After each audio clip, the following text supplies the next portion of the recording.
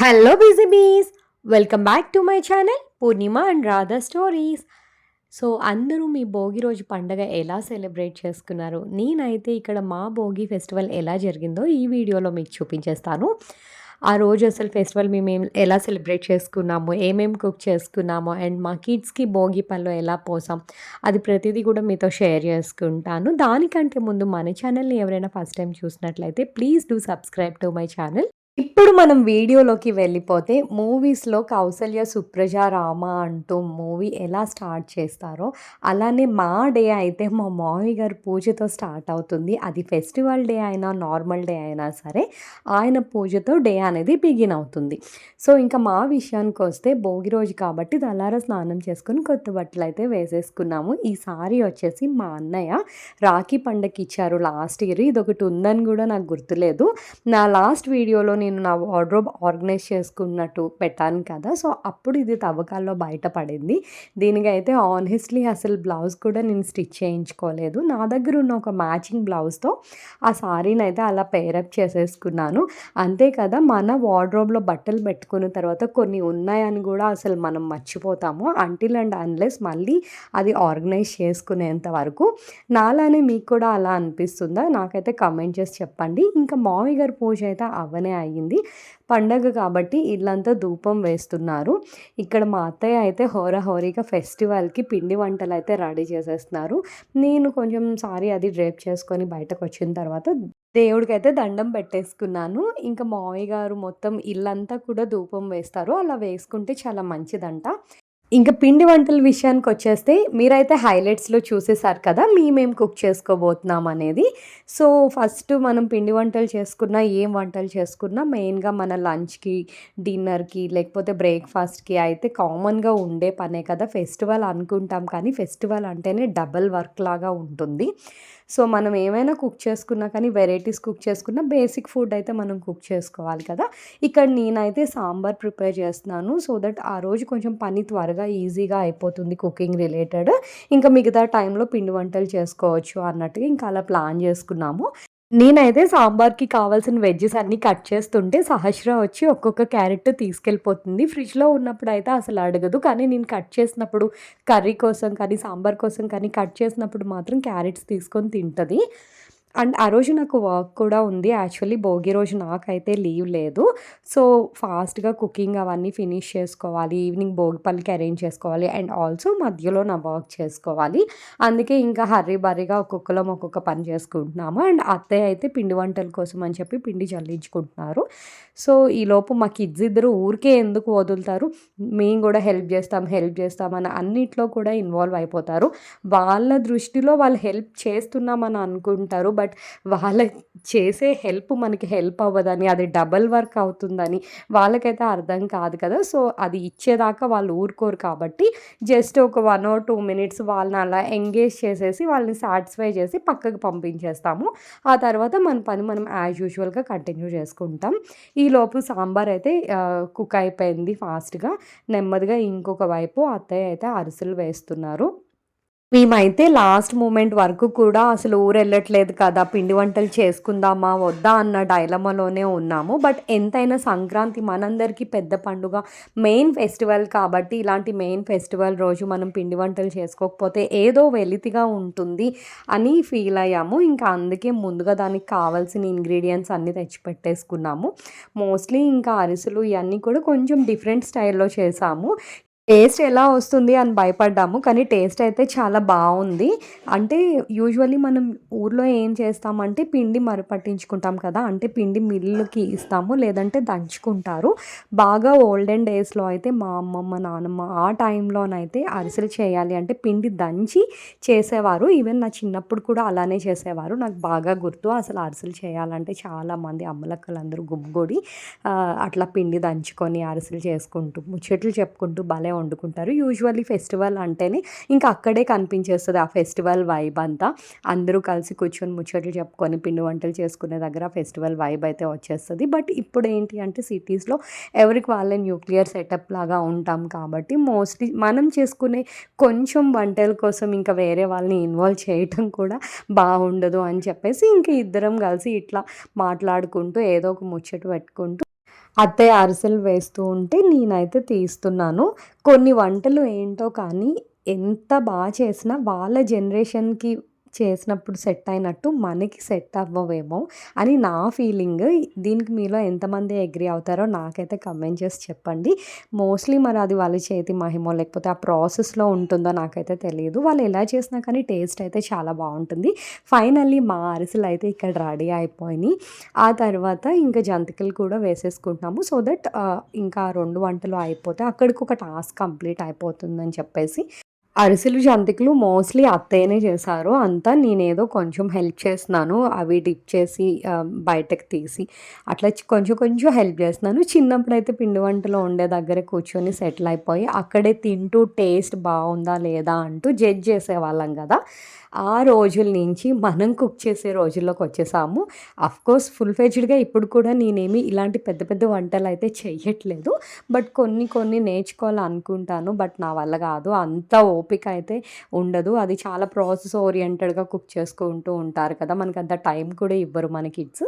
So, అరిసెలయితే చాలా మెత్తగా వచ్చినాయి. టేస్టీ బావుంది. అండ్ ఈలోపు చెప్పాను కదా! మన కిడ్స్ మనల్ని ఊరికే ఎందుకు వదిలిపెడతారు.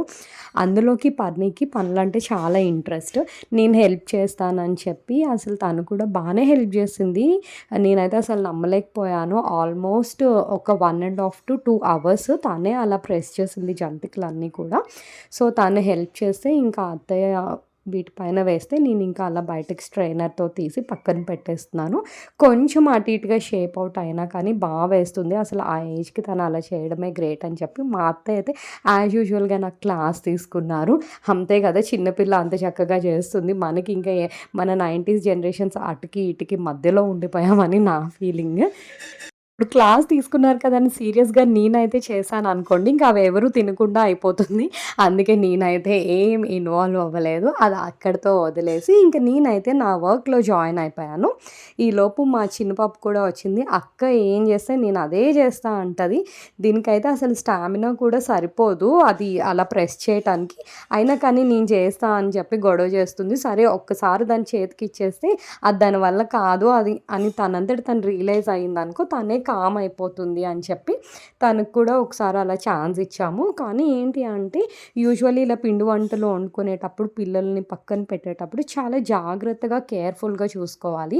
నూనె ముగ్గడ అవన్నీ ఉంటాయి కదా! సో, ఆయిల్‌కి దగ్గరగా వెళ్ళకుండా కొంచెం ఆయిల్‌కి డిస్టెన్స్ మెయింటైన్ చేస్తూ దూరంగా ఉన్నట్టుగా మనం చూసుకోవాలి. ఇక్కడ మేము ఎలానో స్టవ్ మీద కుక్ చేస్తున్నాం కాబట్టి అంత ప్రాబ్లమ్ ఏం లేదు. అండ్ ఆల్సో మీరు చూసినట్లయితే స్టవ్‌కి, కడాయికి అండ్ పాపకి కొంచెం డిస్టెన్స్ అయితే బాగానే ఉంది. అలా కాకుండా ఊర్లల్లో ఇళ్ళ దగ్గర పిండి వంటలు చేసుకుంటారు కదా! కిందనే పొయ్యి పెట్టుకొని చేసుకునేటప్పుడు మాత్రం చాలా కేర్‌ఫుల్‌గా ఉండాలి చిన్న పిల్లలు ఉండేటప్పుడు. So, morning cooking, breakfast, lunch తర్వాత అరిసెలు, జంతికలు ఇలా చేసుకుంటూ ఆల్మోస్ట్ ఈవినింగ్ 3 అలా అయిపోయింది. ఇంకా లంచ్ అయిపోయింది. తర్వాత మధ్యలో నేను వర్క్ లాగిన్ అయ్యానని చెప్పాను కదా! ఈవినింగ్ మాత్రం ఒక 2 అవర్స్ పర్మిషన్ తీసుకున్నాను. ఎందుకంటే పిల్లలకి భోగిపళ్ళు పోయటం కోసం. యాక్చువల్లీ లీవ్ తీసుకుందాం అనుకున్నాను. బట్ నాకు ఫర్దర్‌గా లీవ్స్ అవసరం ఉన్నప్పుడు తీసుకుంటే బెటర్. ఇలా చిన్న చిన్నాటికి తీసుకుంటే తర్వాత ఎప్పుడైనా అవసరం ఉన్నప్పుడు దొరకవు అని చెప్పేసి ఎప్పుడైనా అవసరం ఉన్నప్పుడు మాత్రమే తీసుకోవటానికి ట్రై చేస్తాను. ఇంకా 2 అవర్స్ భోగిపల్లికి పర్మిషన్ తీసుకున్నాను కదా! కిడ్స్‌కి కావాల్సిన అరేంజ్‌మెంట్స్ అన్నీ చేసుకోవాలి ఈ 2 అవర్స్‌లోనే. ఈలోపు మా కిందన ఒక చిన్న పాపకి భోగిపళ్ళు పోస్తామంటే ఫస్ట్ వాళ్ళ ఇంటికి వెళ్ళాము. ఎందుకంటే అప్పటికి టైం అయిపోతుంది. సో, నేను పంతులు గారిని కనుక్కుంటే ఈవినింగ్ 3:30, 4 నుంచి 8 లోపు ఎప్పుడైనా పోసుకోవచ్చు అన్నారు. యూజువల్లీ నేనైతే ఇంతవరకు ఎప్పుడు కిడ్స్‌కి భోగిపళ్ళు అయితే పొయ్యలేదు. పోద్దాం అనుకున్నాను కానీ ఏదో ఒక రీజన్ వల్ల కుదరలేదు. సో, కొంతమంది ఏంటంటే ఆనవాయితీ ప్రకారంగానే పోసుకోవాలేమో అని అనుకుంటారు. కానీ నేను పంతులు గారిని కనుక్కునేటప్పుడు ఇది ఆనవాయితీ కాదు. ఇది వేడుకలాగా చేసుకునేది. భోగిపళ్ళు పోసుకోవటం చాలా మంచిది. దీనివల్ల పిల్లలకి ఆయుష్ పెరుగుతుంది తప్ప దీనివల్ల వచ్చే హార్మ్ అయితే ఏమీ ఉండదు అని ఆయన కన్ఫర్మ్ చేసి చెప్పేశారు. ఇంకెప్పుడైతే అలా చెప్పారో నేను 1 డే బిఫోర్ అంటే సండే యాక్చువల్లీ మండే వచ్చింది కదా భోగి. సండే ఈవినింగ్ 6:00 మాల్కి మార్కెట్కి వెళ్ళి ఈ భోగిపల్లికి కావాల్సిన భోగిపళ్ళు, అక్షతలు, ఫ్లవర్స్, తమలపాకులు, చెరుకు ముక్కలు ఇలా అన్నీ తీసుకున్నాను. అవన్నీ తీసుకున్న తర్వాత వీళ్ళకి కొత్త బట్టలు కొన్నాను, కానీ పట్టుపరుపు నీళ్ళు అయితే ఏం కొత్తవి లేవని చెప్పేసి నేను నా ప్రీవియస్ వ్లాగ్లో చెప్పాను కదా, చందన బ్రదర్స్కి వెళ్ళి ఓవర్ ద నైట్ అవి సెలెక్ట్ చేసి రెడీమేడ్గా అవి తీసుకొచ్చేసాను పిల్లలిద్దరికీ కూడా. సో అలా ఒక్కొక్కసారి లాస్ట్ మినిట్లో ప్లాన్ చేసుకున్నా కానీ మంచిగా జరిగిపోతుంది. సో కింద పాపకి భోగిపళ్ళు పోసిన తర్వాత ఇంకా నేను ఇమీడియట్గా మీదకొచ్చి ఇక్కడ కావాల్సిన అరేంజ్మెంట్స్ అయితే చేస్తున్నాను. చెప్పాను కదా ఒక 2 అవర్స్ పర్మిషన్ తీసుకున్నానని చెప్పి. సో ఈ టైంలోపు అవ్వాలి అండ్ మోరోవర్ ముహూర్తంలోపు పిల్లలకి భోగిపళ్ళు పోయాలి కాబట్టి ఇంకా హడావిడిగా ఇంక ఇక్కడైతే మిగతా పని అయితే కంప్లీట్ చేసుకుంటున్నాను. ఈవినింగ్ వర్క్ అయిన తర్వాత కిడ్స్ ఇద్దరికి కొంచెం స్నానాలు అవి చేపించి డ్రెస్ అయితే చేంజ్ చేసేసాము.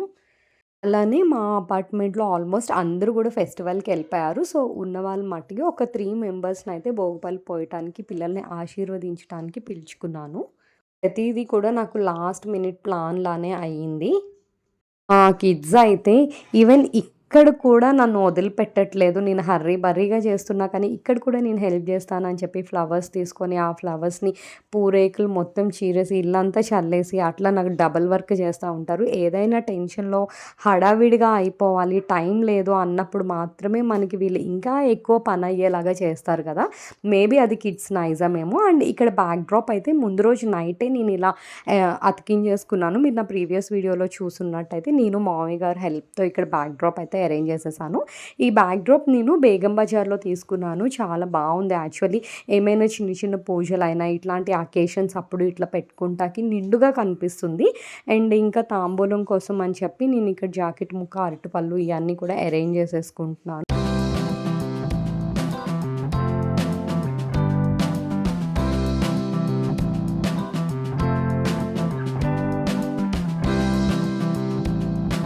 సో ఫైనల్లీ నేను అక్క వాళ్ళని ఇన్వైట్ చేశాను కదా అపార్ట్మెంట్లో. సో అక్క వాళ్ళు కూడా వచ్చేసారు. ఇంకా స్టార్ట్ చేసేద్దాం అనుకుంటున్నాము. ఇంకా కిడ్స్ ఇద్దరిని ఆ చైర్స్ మీద కూర్చోబెట్టి ఆ భోగిపళ్ళు పోసి ఇంకా వాళ్ళందరికీ అందరి ఆశీర్వాదం అయ్యేలాగా చేస్తే ఇంకా అంతే, భోగిపళ్ళు వేడుక అయిపోయినట్లే.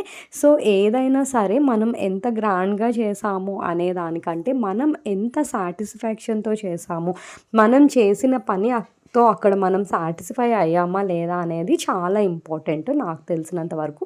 సో మనం ఇలా చెయ్యాలి అని అనుకున్నప్పుడు యాజ్ పర్ ద ప్లాన్ మనం అక్కడ ఎగ్జిక్యూట్ చేసుకోగలిగితే అది మనకి తెలియని సాటిస్ఫాక్షన్ అండ్ హ్యాపీనెస్ ఇస్తుంది. ఇదంతా నేను ఎందుకు చెప్తున్నానంటే అప్పటి వరకు నేను చేయగలనా లేదా, అసలు చేయొచ్చా చేయకూడదా, అన్వాయితీ లేదు, ఇప్పటి వరకు ఎప్పుడు పోయలేదు, ఇప్పుడు ఇలా చేయటం అనేది మళ్ళీ కరెక్టా కాదా అని చాలా థాట్స్ వచ్చినాయి నా మైండ్లోకి.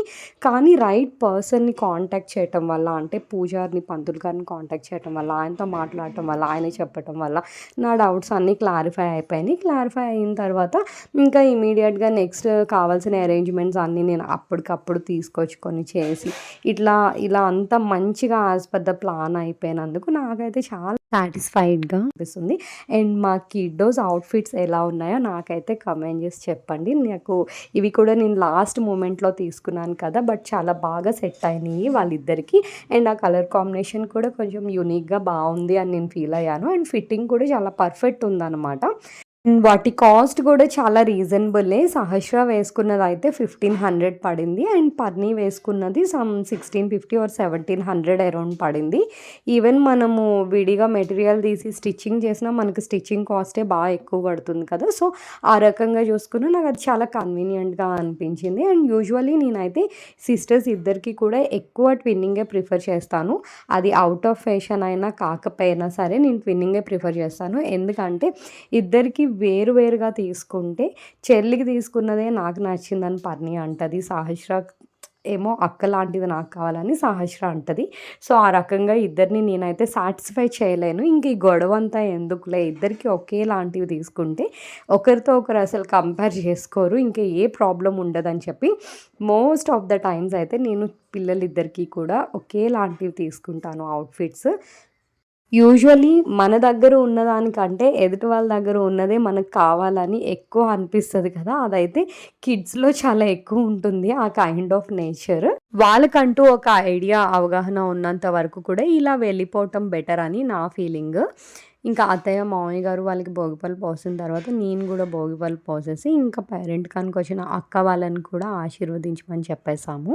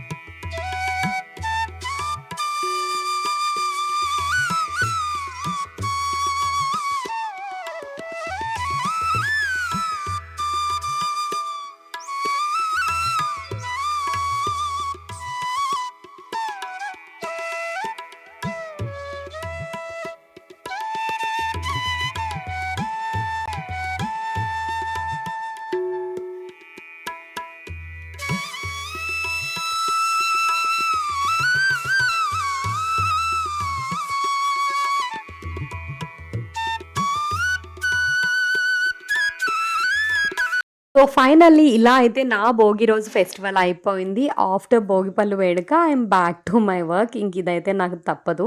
సో, ఇలా వర్క్ చేసుకుంటూ నా డే అయితే అలా ఫినిష్ అయిపోయింది. మీ ఫెస్టివల్ ఎలా జరిగిందో నాతో అయితే కామెంట్స్‌లో షేర్ చేసుకోండి. అండ్ నా నెక్స్ట్ వీడియోలో సంక్రాంతి అండ్ కనుమ కూడా ఎలా సెలబ్రేట్ చేసుకున్నానని అయితే పోస్ట్ చేస్తాను. ఈ వీడియో మీకు నచ్చినట్లయితే give a big thumbs up. అలానే మరిన్ని ఇంట్రెస్టింగ్ అప్డేట్స్ కోసం stay tuned and also subscribe to my channel.